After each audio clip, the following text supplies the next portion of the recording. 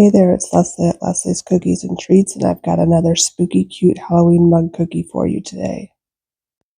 So these cookie cutter STLs are available on my website, which is www.l-treats.com, and they also require the use of royal icing transfers, and you can also get that sheet on my website. I'm using orange royal icing here at about a 15-second consistency, and I'm just going to use my scribe to get the icing out to the edges so it doesn't overflow the edges. And I made many variations of this cookie, but for this one I'm going to make little ghosts using a wet on wet technique. So I'm just going to put a dot of white icing right in the orange and then take my scribe and bring out the little tails. When it dries, I'll go back in and add some little eyes, and these ghosts will be so cute. So if your icing isn't settling down after making the tails for the ghosts, just tap up and down at the icing and it should smooth out. And then while we let that dry, I'm going to move up here to the straw. I'm going to make a purple straw, and my purple icing is a little too thick. It's more of a 20 to 25-second consistency, which I can work with my scribe to smooth it out and settle it down just by jiggling the icing a lot.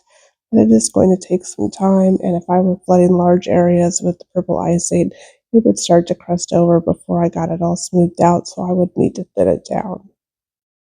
And then I think I'll give it some orange stripes, and my orange icing is probably just going to sit on top because of the thickness of the purple icing. Then I just used a paintbrush to push down any peaks at the start and stop of the orange stripes.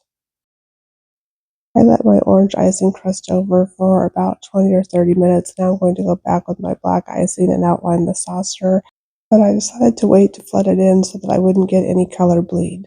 Color bleed often happens when you're using a dark color next to a light color that hasn't fully dried.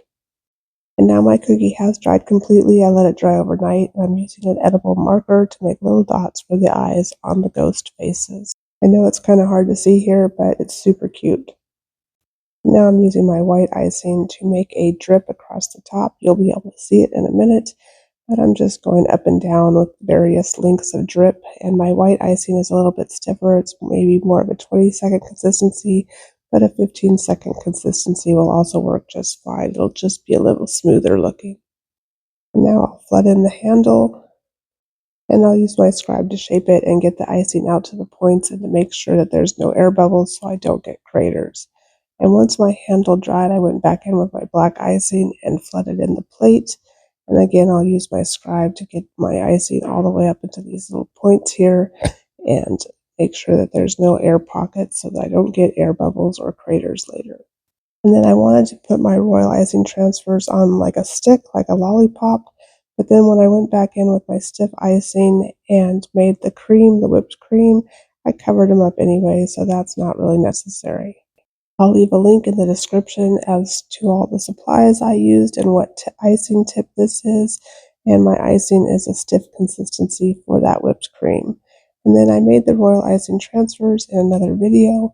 And now I'm just going to take a dab of royal icing and stick it on the cookie, pick a transfer, and stick it right into the whipped cream. And one last transfer, and I like the eyeballs for over here. And this is my spooky cute cookie. I decided to try to put that lollipop stick back in. I don't know why I was obsessed with that lollipop stick. I really don't think it needs it. And then I added some sprinkles. And then I'm also obsessed with bows lately, so I needed to go in and add a little bow to the bottom of this pumpkin royal icing transfer. And then these spooky cute mugs will be done. I think they came out so cute. The royal icing transfers are so easy to use, and I love the little ghosts, even though they're hard for you to see in the video. What do you think? Would you make these cookies? Let me know in the comments. Here's some of the different designs I did. Anyway, I hope you found this video helpful. Thank you so much for watching. I appreciate your support, and I'll see you next time.